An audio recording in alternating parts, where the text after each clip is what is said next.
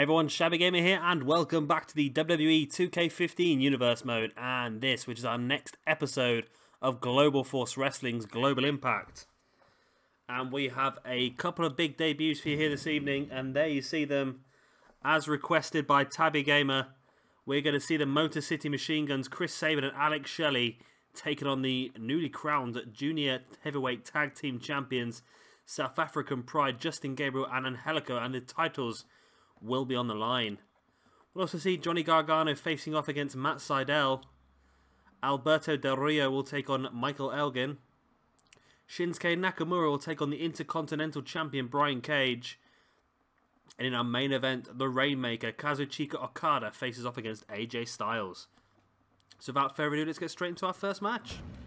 And as I said, our first match will be for the Global Force Wrestling Junior Heavyweight Tag Team Championships, as South African Pride, Justin Gabriel and Angelico make their first title defences against the Motor City Machine Guns, Chris Sabin and Alex Shelley. And here we go, we're going to start off with Chris Sabin in the ring. Of course, Motor City Machine Guns making their debut here this evening. And as I mentioned, just quickly again, another quick shout out to Tabby Gamer. Great idea to bring them in. Perfect timing as well to bring them in for this Tag Team Championship shot. They are going to be someone that we'll put on the roster from the beginning on 2K16. With the extra space we've got, plus the Motor City Machine Guns can work both Global Force Wrestling as well as Ring of Honor as well. Maybe even a couple of matches here and there in NXT, just to use them to come in to put over the younger talent, as WWE are currently doing in NXT. So Angelico and Justin Gabriel crowned the first ever Junior Heavyweight Tag Team Champions only a few days back over the weekend as part of that tournament, and I had them down as favourites from the beginning. Well, not so much favourites, I had them down as dark horses, because I know in these sort of situations they always seem to come out on top, and I'm not sure why, but they just have a habit of, in these tournaments, just really coming out well. And Chris Sabin here with that quick twisting suplex. Alex Shelley just, for some reason, Justin Gabriel looks glitched, but we've got brand new champions already. The match is less than a couple of minutes old, and already the Motor City Machine Guns have taken the championships. What a fantastic debut. There you see the suplex into the stunner there by Chris Sabin, and his spinning fisherman suplex. Alex Shelley had Justin Gabriel blocked off, and in their debut here in the Universe Mode, the Motor City Machine Guns take the championships. What a fantastic debut here. What a fantastic suggestion by Tabby Gamer. It's already paying off. Brand new Tag Team Champions. I'm stunned, I must admit. It was a hell of a quick match as well. What a match this was. It was very fast, and so you can pretty tell my voice. I'm stunned here. And our second match here this evening will be Johnny Gargano taking on Matt Sydal. And here we go, and I apologise if I still sound a little bit shaken here. That first match has really shocked me. That I expected Motor City Machine Guns to do well, but to win the championships in such a fast manner, that's just absolutely stunned me, that has. And I'm sure South African Pride will be demanding a rematch at some point, but for now anyway, brand new Junior Heavyweight Tag Team Champions. The South African Pride won that tournament over the weekend. Such a difficult thing to do against 7 other fantastic teams, and then to lose them in such quick fashion only a few days after winning them must be heart-wrenching for them. Focusing on the match we have here for you, we've got Johnny Gargano and Matt Sydal. Of course, Sydal, a permanent member of the Ring of Honor roster at the moment. I believe he also did quite a lot of the motion capture for the moves on 2K16 as well, which is good. So we'll see a lot more fluent. We'll see a fantastic shooting star press on next year's game for definite. Here is Johnny Gargano, sunset flip powerbomb to the outside on Matt Sydal. Gargano for inside out, back into the ring. And yeah, we'll definitely be using both these guys again next year. Gargano, I'm unsure yet what we're doing with him, whether he's going to be... I think at the moment, if everything stays the same way at the moment, then Gargano will be working Ring of Honor, Global Force Wrestling and NXT simultaneously. However, if his signing by WWE is confirmed, which we think it's going to be confirmed pretty soon, especially I've seen a card for the Evolve shows coming up this weekend, and it's a loser leaves town match. If Gargano loses, then he leaves Evolve. So I'm assuming that will probably be one of Gargano's last indie appearances before making that trip over to WWE permanently. And he absolutely deserves it. I've seen him live a couple of times in the UK, and he's absolutely a fantastic wrestler. And he's such a nice guy as well. He'll stand there and have a full-on conversation with anybody, and he really deserves what he's getting here. But yeah, like I say, if it's confirmed by then we might have him just working for NXT. If nothing has been confirmed, then maybe Gargano will be working all 3 rosters at the same time. Tommaso Ciampa is the same situation, really. I know he worked the most recent tapings again, but it seems to be that Ciampa and Gargano at the moment have just been working to put other people over. So if they do get signed up permanently, that will change and they'll start to become more influential in the roster, hopefully.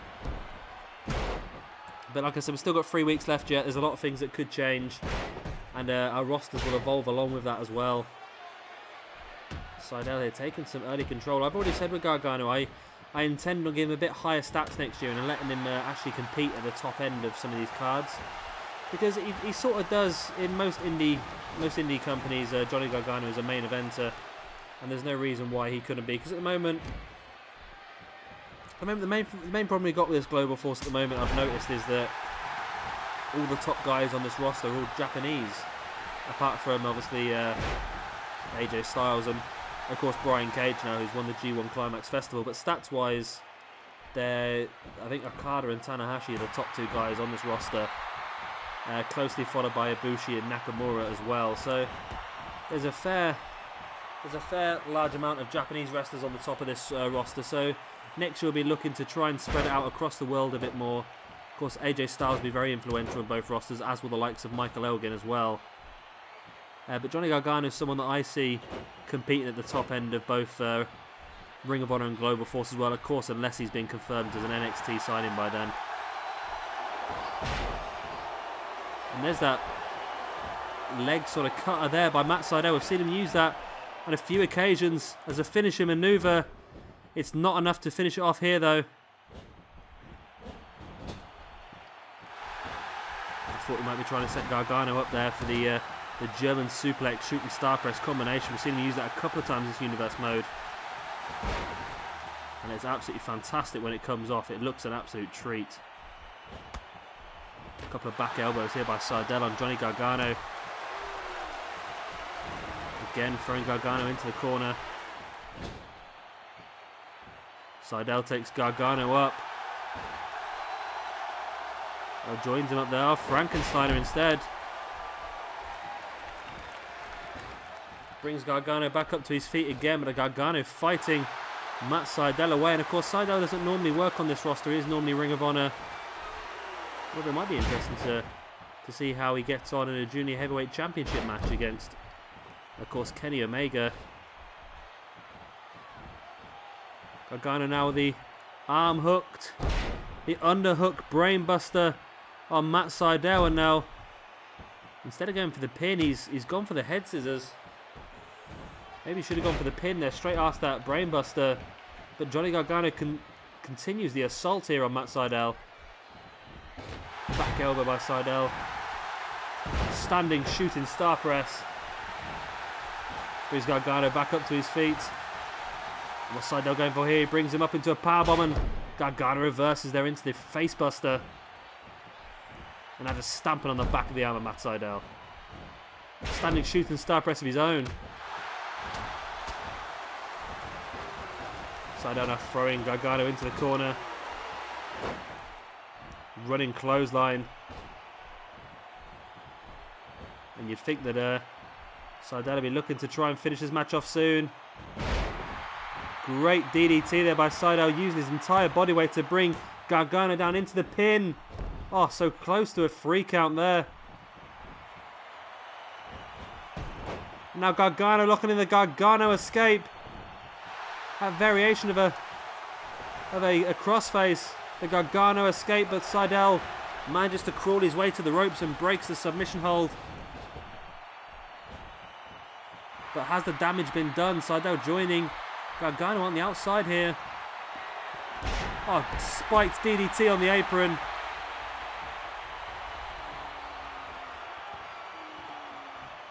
Gargano back up to his feet there. Sydal was busy taunting the crowd, trying to get them behind him.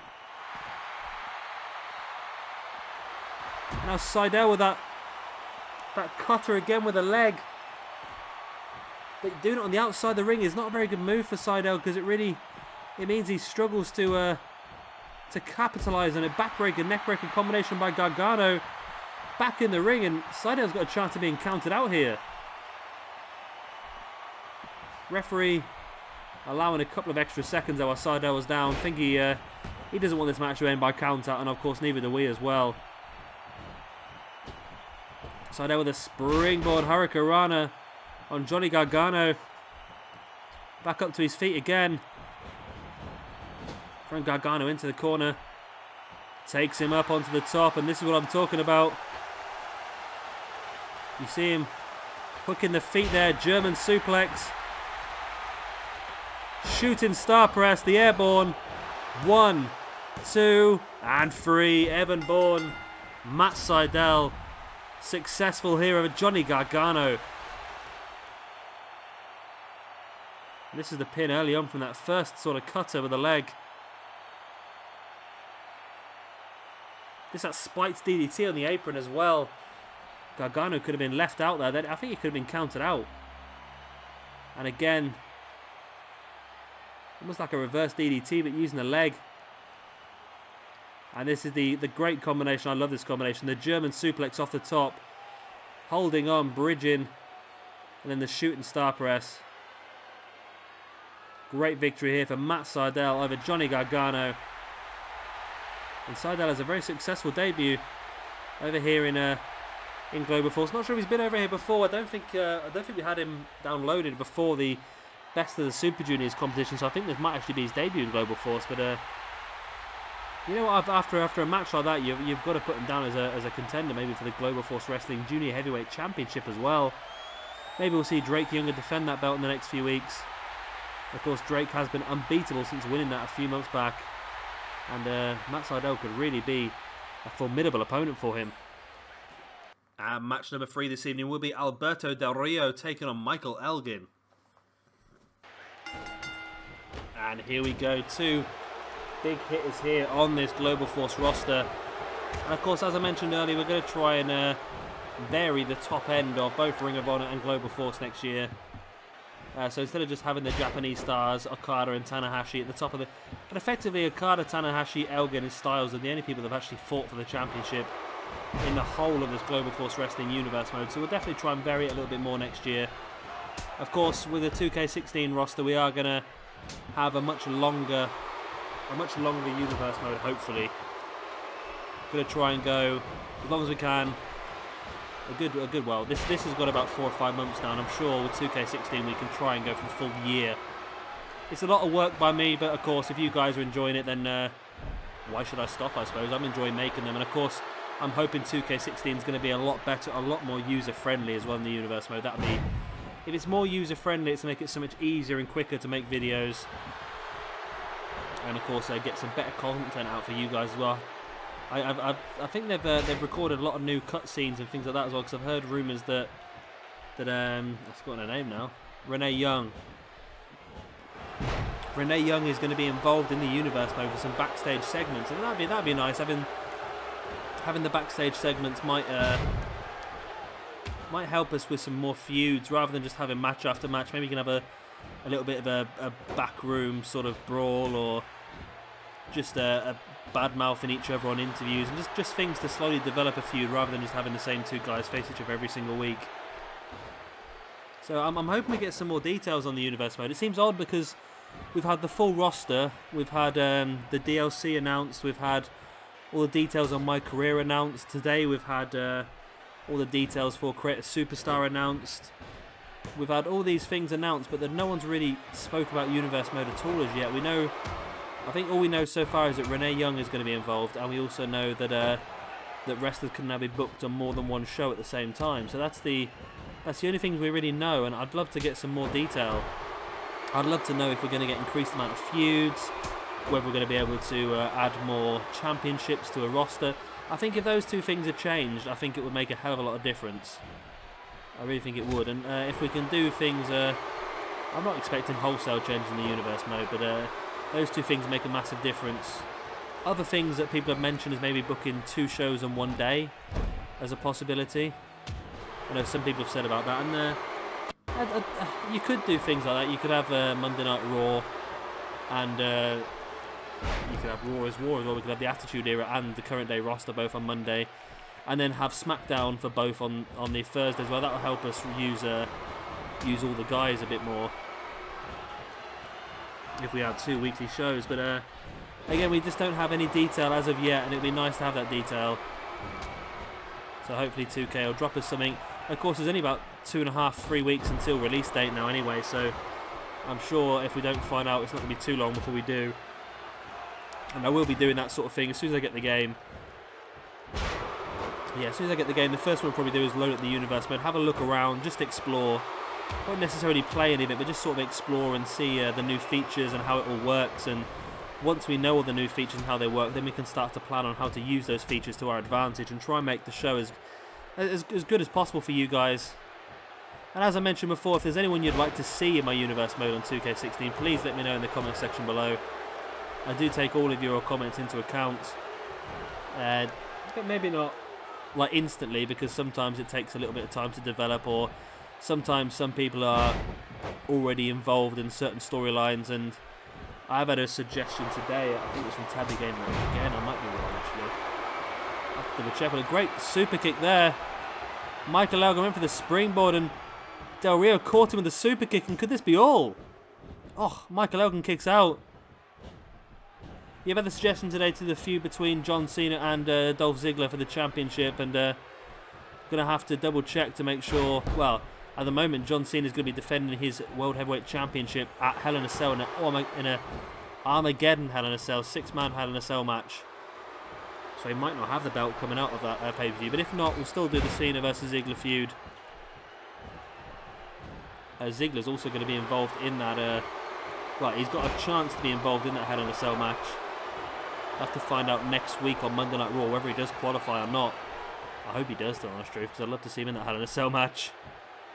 Elgin brings Del Rio up into the Elgin bomb. Terribly positioned. He was in the corner facing out, and because of the 180-degree turn on an Elgin bomb, he turned him right round into a rope break. Now Del Rio signaling for here. Looks like he's lining up the cross arm breaker. And he does lock it in. Elgin's big burly arms, though, I think he might be okay here. Should be able to fight his way free, and he does. Both these guys really showing their resilience in this match. Belly to belly suplex here by Elgin. Now going for that springboard splash, and this time hitting it. Pulls Del Rio into the middle of the ring. He's going to go for a pin here. He does. 1, 2. Oh, so close to a 3 count. Elgin with the strikes, now twisting the arm of Del Rio, but Del Rio comes back with that knee to the stomach. Del Rio locking the headlock, and Elgin reverses, just stepping on the back of the knee of Del Rio, slamming him face first into the mat. In for the pin. Only a 2 count again. Of course, we'll have to create Del Rio on next year's game. He's not going to be an actual character, so I am going to create him as part of both Ring of Honor and Global Forces roster. I say I'm going to create him. I'm going to download him, shall we say. My creations are terrible. They really are.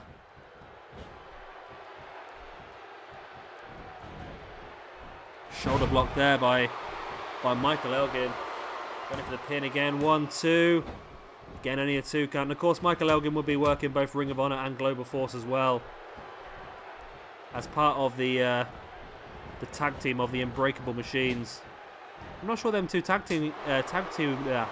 I'm not sure those two tag with each other anymore, because because of the contract disputes between Ring of Honor and Pro Wrestling Guerrilla, Michael Elgin has not been working for PWG for quite a while now, and that's where they primarily tag together. As Elgin takes Del Rio up again, Elgin bomb, this time dead center of the ring, and surely this is going to be all.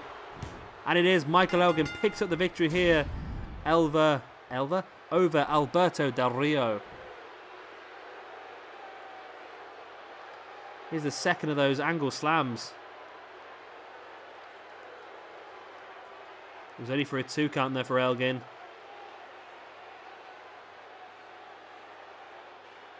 And here's the second Elgin bomb, this time dead center of the ring. Del Rio had no chance of kicking out of the second one.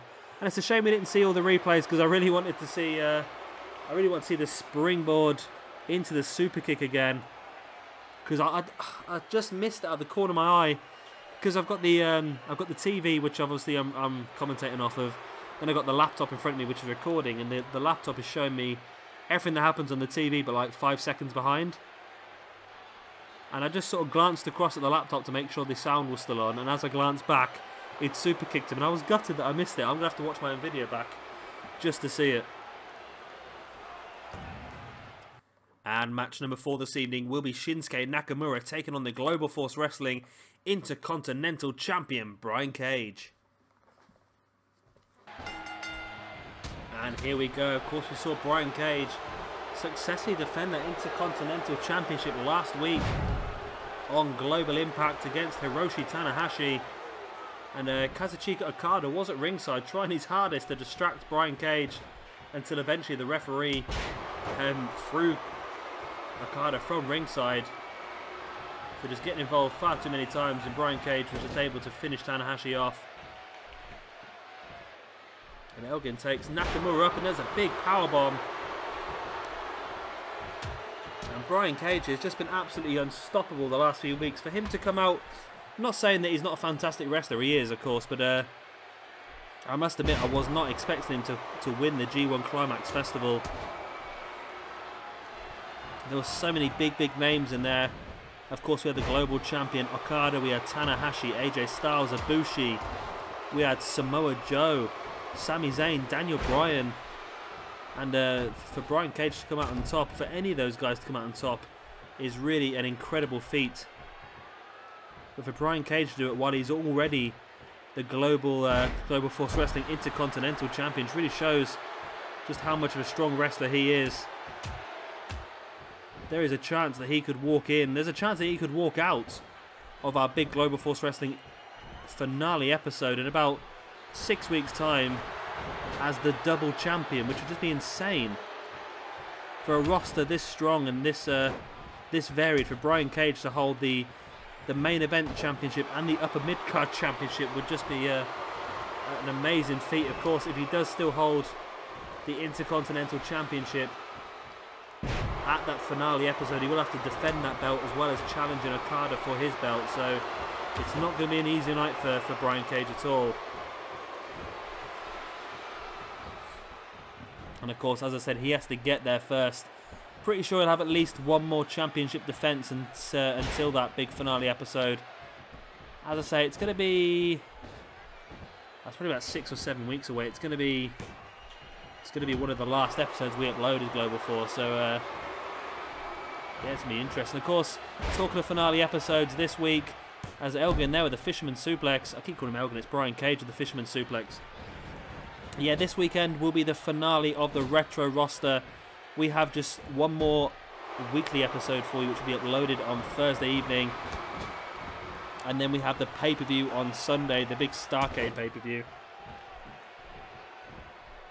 And of course, once we upload that Starrcade pay-per-view, that will be all for Retro. We'll be getting no more episodes of Retro uploaded. Then in another couple of weeks' time, the same case will be for Combat Zone Wrestling. They will come to their big finale episode, which will be the Cage of Death pay-per-view.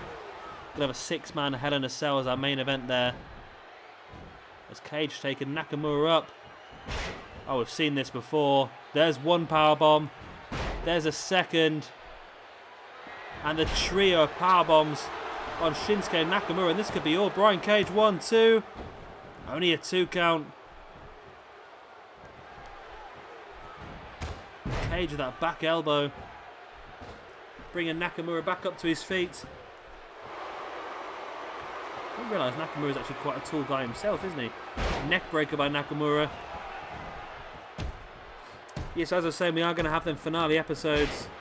Combat Zone Wrestling ends in about 3 weeks' time. And then Ring of Honor will end in about 4 weeks' time. Then Attitude 6 weeks. Attitude will be 5 weeks' time. And Global Force 6 weeks' time. And then the last episode will be WWE. As I said, I say 6 weeks. It's 6 in-game weeks.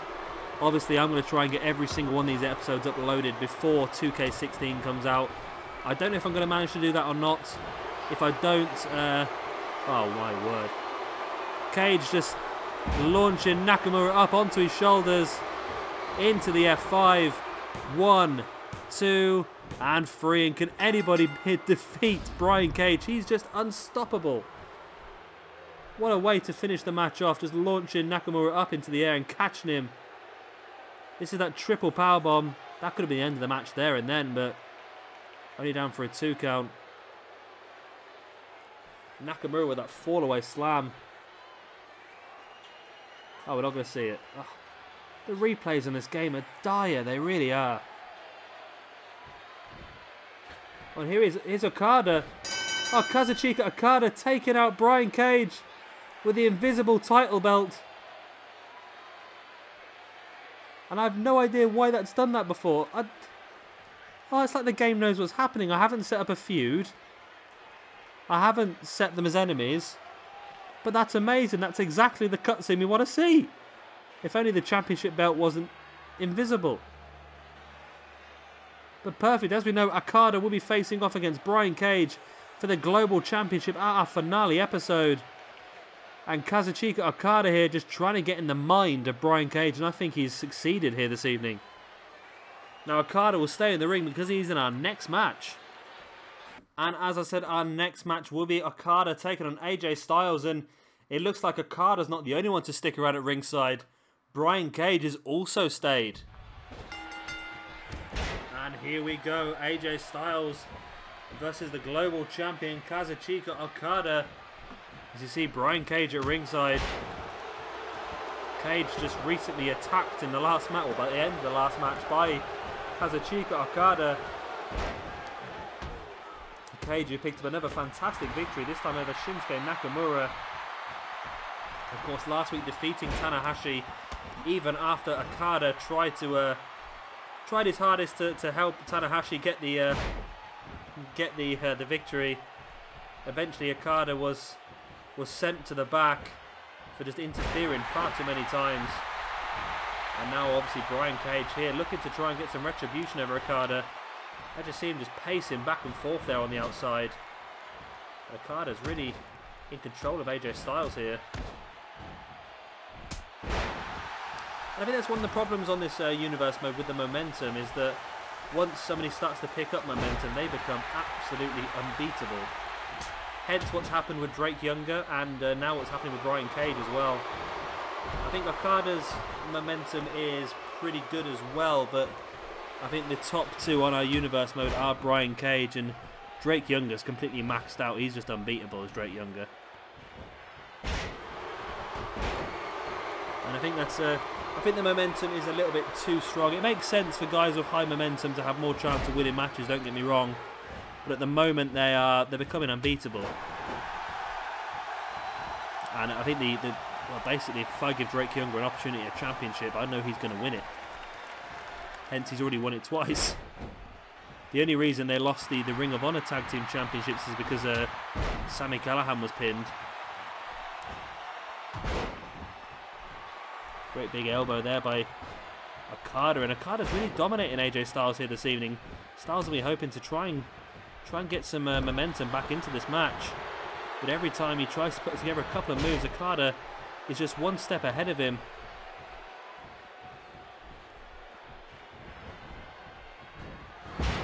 And as I said, all three of these guys, of course, will be involved in my 2K16 game. We're going to have Okada and Brian Cage working both... sorry, no, we're going to have Okada working just Global Force Wrestling. And then AJ Styles and Brian Cage will both be working for for Ring of Honor and Global Force. We're going to have all of Bullet Club working for both Ring of Honor and Global Force as well. It's really going to bolster up our tag team division in both Ring of Honor and Global Force by having, of course, the Young Bucks and Carl Anderson and Doc Gallows. Okada will work very, very limited amounts of... oh, great full Nelson slam there by Okada. Yeah, Okada will work very limited amounts of Ring of Honor television. He will feature for Ring of Honor a few times over the year, but he's not going to be a permanent member of the roster like the likes of AJ Styles will. Brian Cage up on the apron here, distracting the referee and Okada, allowing AJ Styles to finally start to build a little bit of momentum here. Using his knees to good advantage there. There's a drop kick from the middle rope. And a forearm in the corner as well. Bringing Okada back up to his feet, and AJ's Okada up. Is he going to go for it? He does. The Styles Clash. AJ Styles, the Styles Clash, rolls Okada over into the pin. 1, 2. And Okada kicks out. Kazuchika, Okada, the global champion, kicks out. And this match continues. Head scissors with a pin. 2. And again, only a 2 count. Okada launching AJ into that corner. AJ comes bouncing back though and gets on the back of Okada. Snapmare by Okada. And now a drop toe hold and AJ Styles. Okada still trying to regain control of this match. German suplex over the top with a bridge. 1, 2. And that is it. Okada picks up the victory here for AJ Styles. Nothing Brian Cage could do at ringside.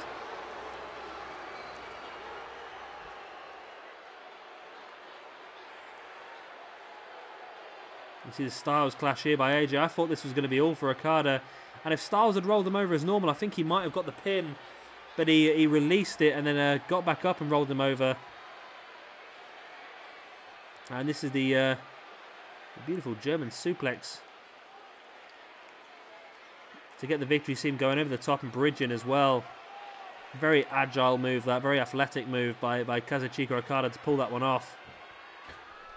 And now what's Okada going for here? He's out the ring and he's got himself a chair and he's attacking AJ Styles. Sending a message here to Brian Cage by the looks of it. Brian Cage is still at ringside but not interfering. And I think Okada is sending a message to Brian Cage. Alright guys, that is the end of this episode. I hope you've all enjoyed it. We've seen some very, very interesting matches. We've seen brand new junior heavyweight tag team champions already.